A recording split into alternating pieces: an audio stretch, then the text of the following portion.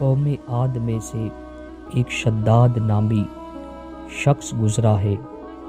یہ بڑی شان و شوکت کا بادشاہ ہوا ہے۔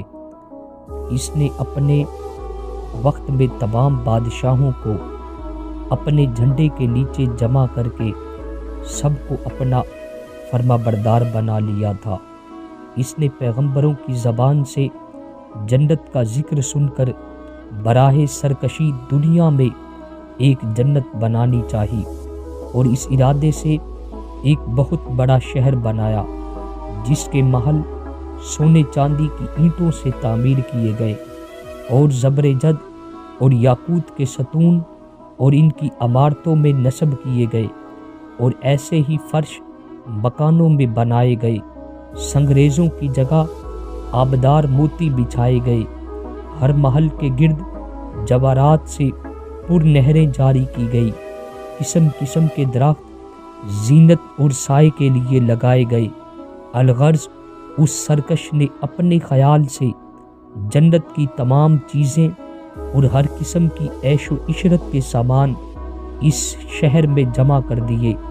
جب یہ شہر مکمل ہوا تو شداد بادشاہ اپنے آیان سلطنت کے ساتھ اس کی طرف روانہ ہوا۔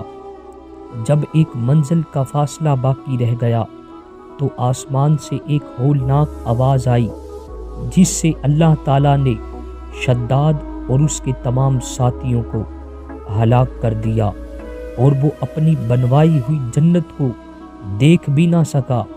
قوم عاد اور دوسری سرکش قوموں کا حال بیان کرتے ہوئے قرآن مجید نے ارشاد فرمایا، الم تر کیف فعل ربک بعاد ارم ذات العماد التی لم یخلق مثلها فی البلاد وثمود الذین جابوا الصخر بالواد وفرعون ذی الاوتاد۔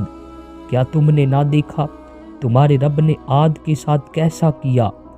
وہ ارم حد سے زیادہ طول والے کہ ان جیسا شہروں میں پیدا نہ ہوا، اور سمود جنہوں نے وادی میں پتھر کی چٹانیں کاٹی، اور فرعون کی سخت سزائیں دیتا۔